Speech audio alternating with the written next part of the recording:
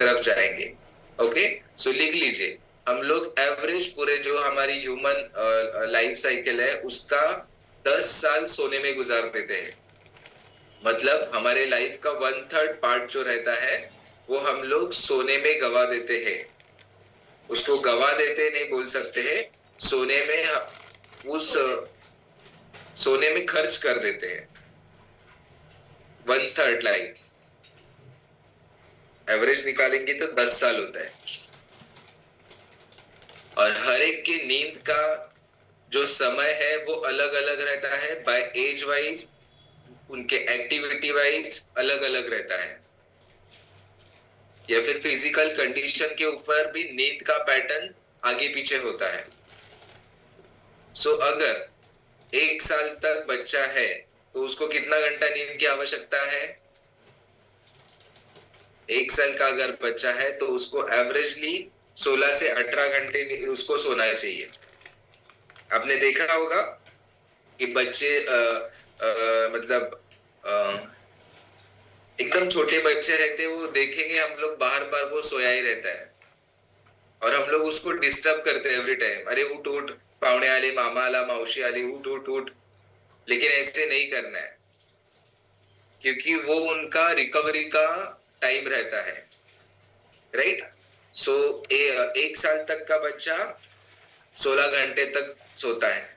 जो pre school वाला या फिर उसको हम लोग टोटलर कहते हैं, उसको अराउंड 12 घंटे की नींद आवश्यक है।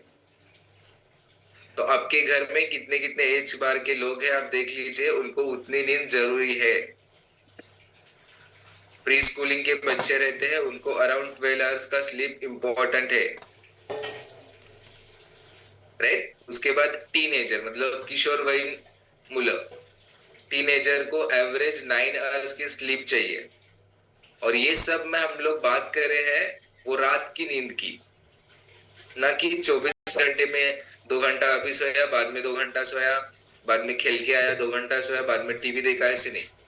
कंटिन्यूस नींद आप लेते हो तब आपका बॉडी अच्छे तरह से रिकवर रिपेयर होता है। तो टीनेजर के लिए 9 आवर्स। उसके बाद अडल्ट लोग मतलब प्रौढ़ अवस्था, उनको एवरेज 6 से 8 घंटे की नींद आवश्यक है। 6 से 8 घंटे। ओके, ये एज वाइज अलग अलग, एज के वाइज अलग अलग उनको नींद के आवर्स लगते हैं कंप्लीट करने के लिए। लेकिन और एक भी इसमें रहता है, जो लेडी प्रेग्नेंट रहती है तो स्टार्टिंग के जो उसके 2 से 3 महीने हैं उसको ज्यादा स्लीप लगती है, हम लोग उसको बोल सकते हैं मे बी उसको 12 घंटे की भी स्लीप रिक्वायर्ड रहती है। क्यों? क्योंकि उनके बॉडी में बहुत सारे चेंजेस होते हैं, वो चेंजेस को उनको बेयर करने के लिए, उस चेंजेस को प्रोसेस में लाने के लिए उनको नींद थोड़ा ज्यादा लगती है। तो प्रेग्नेंट वुमन को स्टार्टिंग के 3 महीने में अपने एवरेज नींद के हिसाब से थोड़ा ज्यादा नींद लगती है। आपने देखा होगा यहाँ पे हमारे बहुत सारे वुमेन्स है, उनको ये पता रहेगा कि उस टाइम पे उनको नींद बहुत आता है, राइट। सो ये हमें कितना नींद लगती है हमारे बॉडी के रिक्वायरमेंट से, एज बार के हिसाब से ये डिफाइन किया गया है, राइट। अभी ये नींद इतनी इंपॉर्टेंट क्यों है, या फिर लोग उसको इतना इंपॉर्टेंस क्यों देते हैं? कुछ कुछ लोग बोलते हैं कि मतलब ज्यादा समय तक सोना नहीं है। ज्यादा समय तक सोना नहीं है मतलब हमें सुबह उठना कितने बजे है? मैक्स टू मैक्स 6 बजे तक। अगर आप 3, 3:30 से 4 बजे तक उठते हो तो Recording in progress. उस टाइम को ब्रह्म मुहूर्त कहा जाता है। उस टाइम पे हम लोग जो भी कुछ काम करते हैं वो हमारे साथ अच्छा होने लगता है, अच्छा काम करेगी तो हमें नींद का जो समय रहता है वो मोस्ट प्रोबेबली 9 से लेके सुबह की 4 बजे तक हम लोग कह सकते हैं। जितना ज्यादा हमारा जगना रहेगा उतना ज्यादा चैलेंजेस हमारे बॉडी में आना स्टार्ट हो जाएंगे, राइट। जितना लेट तक हम लोग सोते रहेंगे उतना हमारे बॉडी की जो भी रिक्वायरमेंट है या फिर जो भी हमारा life cycle, body cycle, biological cycle है वो डिस्टर्ब होने लगेगा। मतलब जितना आप लेट उठोगे नींद से, पहली पहली चीज है कि जितना लेट सोओगे तो ऑब्वियसली लेट उठना होगा। और अगर लेट नहीं उठ पा रहे, लेट सो के भी आप जल्दी उठ रहे हैं, तो आपका स्लीपिंग अर्ज कंप्लीट नहीं हो रहे, तो भी आपका पूरा डे दिन खराब जाने वाला है। और अगर लेट उठते हो तो भी आपका दिन खराब जाने वाला है। तो इसका मतलब सही टाइम पे सोना, सही टाइम पे उठना बहुत इंपॉर्टेंट है। और वही हमारा नींद का साइकिल है। और ये नींद इंपॉर्टेंट क्यों है?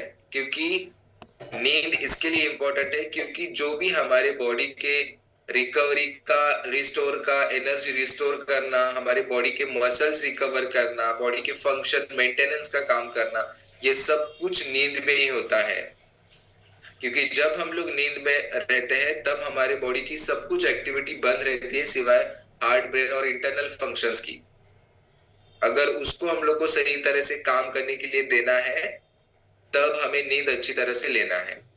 आपने अगर देखा होगा, जिस बच्चे को थोड़ा सा बचपन में अगर हम लोग थोड़ा सा उसको उसका समय देंगे तो वो अच्छी तरह से डेवलप होता है।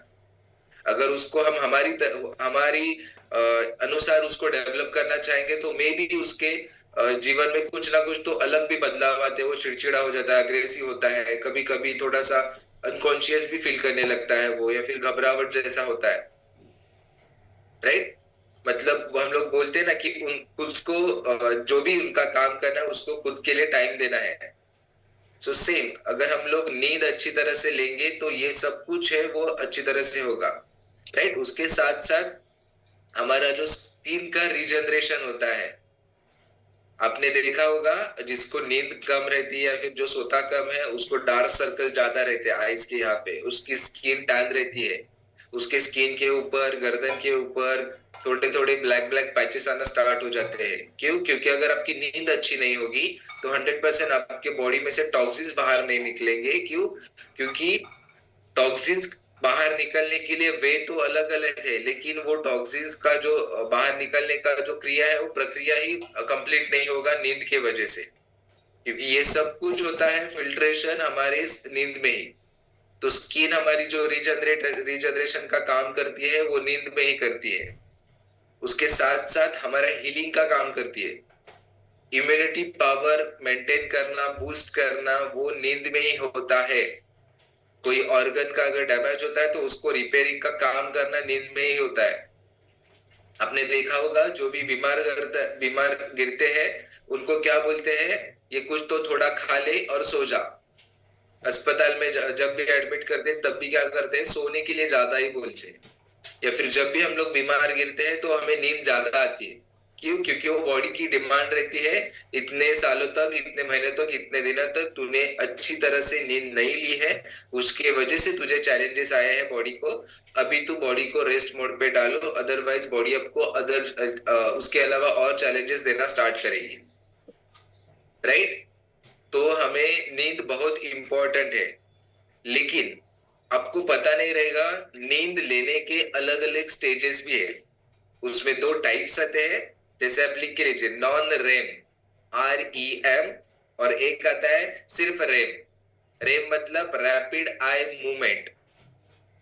ये दो टाइप्स है कि रैपिड आई मूवमेंट्स एक, और दूसरा type non rapid eye movement, उसको नॉन रेम बोलते हैं। ये दो टाइप्स आते हैं, जिसका हम लोग पहला देखेंगे रेम, मतलब रैपिड आई मूवमेंट। ये स्टेजेस ऐसी रहती है, ये पूरे 4 स्टेजेस रहते हैं। रेम टाइप 1 में एक ही स्टेज रहता है, नॉन रेम में 3 स्टेजेस रहते हैं, और ये चारों स्टेज में हमारी नींद कंप्लीट होनी चाहिए। अगर इसमें से एक भी स्टेज अगर कंप्लीट नहीं होगी तो सबसे इम्पोर्टेंट जो स्टेज है लास्ट वाला, जिसको हम स्टेज 4 कहेंगे, वो स्टेज तक हम पहुंच भी नहीं पाएंगे। और वही स्टेज में हमारा बॉडी सब कुछ काम करती है। जैसे आपने गाड़ी चलाई होगी, गाड़ी हमें एकदम स्मूथली चलाने के लिए लास्ट गियर डालना पड़ता है, राइट। मतलब फोर गियर, जिसको हम लोग टॉप गियर बोल सकते हैं। सो टॉप गियर में जाने के लिए पहले उसको फर्स्ट गियर में डालना पड़ता है, वहां पे आहिस्ता आहिस्ता क्लच छोड़ना पड़ता है, एक्सीलरेटर आहिस्ता आहिस्ता बढ़ाना पड़ता है, फिर जाके वो थोड़ा स्पीड पकड़ते हैं, फिर हम लोग सेकेंड गियर में जाते हैं, राइट। फिर थर्ड गियर में फिर एकदम खाली रोड दिखा तो मस्त एकदम स्ट्रेट रोड रहेगा तो हम लोग लास्ट गियर डालते हैं और सिर्फ एक्सीलेटर पे पैर और स्टीयरिंग व्हील पकड़ते हैं, राइट। तो उस स्टेज तक जाने के लिए जो स्टार्टिंग के 2-3 स्टेज है ना, वो हमें बराबर स्टेप वाइज फॉलो करना पड़ते हैं। हम लोग ऐसे कभी नहीं करते फर्स्ट पे गियर डाला तो डायरेक्टली हम लोग जाएंगे लास्ट स्टॉप तक, गाड़ी आगे ही नहीं जाएगी। तो सेम वही नींद का भी स्टेजेस रहते हैं जिसको हम लोग रेम बोलते हैं, रैपिड आई मूवमेंट। ये स्टेजेस ऐसी ऐसी रहती है कि जो स्टार्टिंग से ही चालू हो जाती है, और इस स्टेजेस में ही सबको सबसे ज्यादा हमें सपने आते हैं। और ये रेम स्टेज है वो पूरे हमारे नींद के इसमें मिनिमम 2 से 3 बार रिपीट होती है, 2 से 3 बार रिपीट होती है। राइट, मतलब ये स्टार्ट करेगा, उसके बाद दूसरे स्टेज को दूसरा स्टेज आएगा, वापस एक बार ये रेम आएगा, उसके बाद वापस से तीसरा स्टेज आएगा, उसके बाद वापस रेम आएगा, उसके बाद जाके चौथा स्टेज आएगा। और ये रिपीट होता रहता है। वो क्यों होता है? हमारे आजू बाजू के सराउंडिंग के वजह से। राइट, और ये स्टेज में जब हम लोग सपने हमें आते हैं तो ये स्टेज में तो, और चित्र विचित्र सपने कह सकते हैं हम लोग इसमें आते हैं। और कुछ कुछ सपने ऐसे रहते हैं जिसमें हम लोग जाते हैं और हमें फटक से नींद खुल जाती है और हम लोग जागते जागते अरे अच्छा मैं सपने में था। ये स्टेज में ऐसा होता है। राइट, और ये स्टेज कब आता है? स्टार्टिंग का जो नॉन रेम का स्टेज 1 रहता है उसके बाद। सो स्टेज 1 में क्या रहता है? नॉन रेम का स्टेज 1 में ये 5 से 10 मिनट के पीरियड में ही हम लोग उस स्टेज में जाते हैं। मतलब आपने देखा होगा कि बाहर हमारी आंखें बंद है लेकिन बाहर कुछ भी चल रहा है उसको उसको हम लोग सुन सकते हैं, मतलब वो सुनाई देता है कान पे। और फटक से हम लोग को कोई उठाएगा तो हम लोग क्या बोलते हैं? मैं सोया नहीं था, मैं जगा ही था।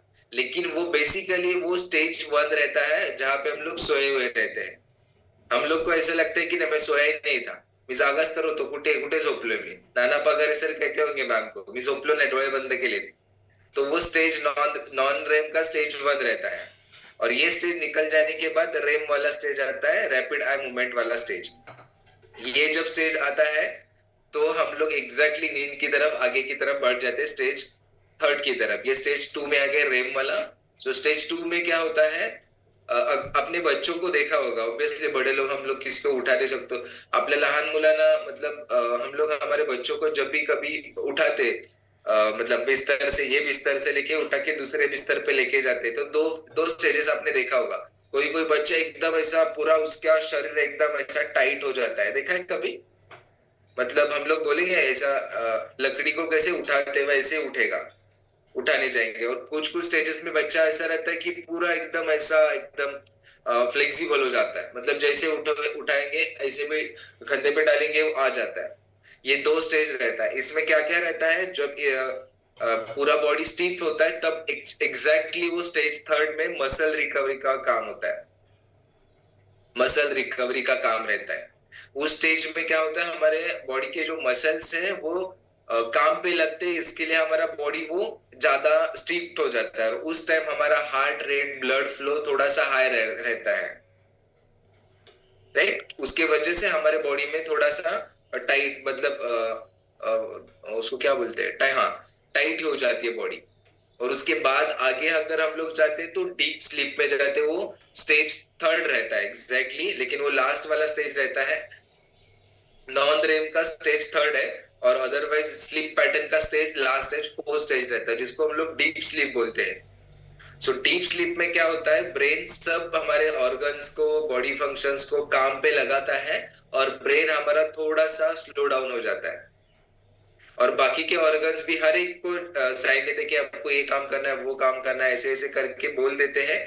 और उस स्टेज पे हमारा जो हार्ट और जो ब्रेन है उसका अगर हम लोग थोड़ा सा ग्राफ निकालेंगे तो ऊपर नीचे आता है थोड़ा सा।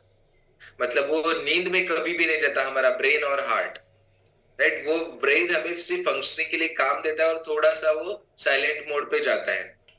वापस से वो डीप स्लीप में ये सब कुछ होता है। डीप स्लीप में क्या होता है? सब कुछ काम हमारा, कि सबसे बेस्ट रिकवरी टाइम रहता है वो हमारा डीप स्लीप में। जो मेंटेनेंस का काम रहता है वो डीप स्लीप में। सो जिसका भी नींद का चैलेंज है, अगर वो डीप स्लीप में नहीं जा रहा है तो उसका बॉडी रिकवर नहीं होगा। मतलब रिपेयर होगा लेकिन रिकवर नहीं होगा। राइट, सो रिपेयर के साथ रिकवर होना भी मोस्ट इंपॉर्टेंट है। सो डीप स्लीप में अगर आप नहीं जा रहे हो तो इसका मतलब आप नींद लेके भी उसका कुछ फायदा नहीं है। तो डीप स्लीप में ना जाने के कुछ कारण है वो मैं आपसे बात करूंगा। 5 कारण है मेजरली, बहुत सारे ऐसे रीजन है, लेकिन 5 रीजन है हम लोग डीप स्लीप में क्यों नहीं जाते, या फिर डीप स्लीप में जाने के लिए हम लोग को क्या करना है। तो आप ऐसे लिख सकते हैं, डीप स्लीप लाने के लिए हम लोग को क्या करना है। सो आपको ईच एंड एवरी टाइम जब भी हम लोग सोते हैं, सो ये 4 स्टेज में हम लोग गुजरना चाहिए। बेसिकली नींद के लिए ये इतना समय क्यों है, क्योंकि ये स्टेज में से जाने के लिए। लेकिन कंसीडर करें डीप स्लीप से पहले हमारी आंख खुल रहे हैं तो रिपेयरिंग मेंटेनेंस का काम नहीं होगा, रिकवरी का काम नहीं होगा, तो हमारी बॉडी में चैलेंजेस आना स्टार्ट हो जाएंगे। Okay. So deep sleeping mode में जाने के लिए या फिर नींद अच्छी लेने के लिए हम लोग को कुछ करना है। सो पहला काम क्या करना है, हम लोग जहां पे भी सोते हैं वहां का जो एनवायरनमेंट है वो डार्क रहना चाहिए। मतलब हमें अंधेरे में ही सोना है। पिच डार्क उसको बोलते हैं, पिच डार्क, मतलब गड़द काला, जिसमें हम लोग जीरो जीरो लैंप लगाते हैं ना, जीरो लाइट, वो भी नहीं चाहिए। अगर आप में देखा आपने देखा होगा या फिर महसूस भी किया होगा, गांव में जाके जब हम लोग नींद लेते हैं, या फिर लेते थे ऐसा बोल सकते हैं, क्योंकि गांव भी अभी शहर हो चुका है। गांव में हम लोग नींद लेते थे, तब हमारा नींद मस्त, सुबह उठते समय हम लोग को फ्रेश लगता था। लेकिन सिटी में रहने वाले लोगों को वो क्यों नहीं लगता, क्योंकि घर का लाइट बंद कर सकते हैं, लेकिन बाहर से स्ट्रीट लाइट या फिर हमारी सोसाइटी का लाइट, वो हमारे जो घर में आता है उसका क्या, उसको तो हम लोग बंद नहीं कर सकते। राइट। और गांव में तो घर एक एक दूर दूर रहते हैं, और इतने बड़े बड़े घर रहते फिर भी डार्क लाइट में लोग सोते थे। और मुंबई में मतलब डोर ओपन किया तो बाजू में दूसरा घर है, फिर भी वो 2 रूम के अंदर लोग घबराते, मैंने छोटा बल्ब लावून ठेवायचा, रात्री उठलो तर मग भीती वाटते। राइट। वो बीच में भी नींद खुलने का रीजन यही है कि हम लोग ने सोते समय हमारे बॉडी को अच्छे साइन नहीं दिए थे, कुछ हार्मोन्स रिलीज होते हैं। अगर वो हार्मोन्स रिलीज नहीं हो गए हमारे बॉडी के अंदर, तो हमें नींद, डीप स्लीप वाली नींद नहीं आएगी, बीच बीच में वो डिस्टर्ब करेगी। राइट। सो पहला काम क्या करना है कि हमें पूरा अंधेरा करके सोना है। ओके। सो दूसरा काम क्या करना है कि टेक्नोलॉजी टेक्नोलॉजी क्या करनी है, उससे हम लोग को मिनिमम सोने से पहले एक एक घंटा हमें दूर रहना है। मतलब टीवी, मोबाइल, लैपटॉप से। लेकिन कुछ कुछ तो लोग ऐसे रहते, टीवी इसके लिए लगाते ताकि नींद आ जाए, लेकिन वो गलत प्रैक्टिस है।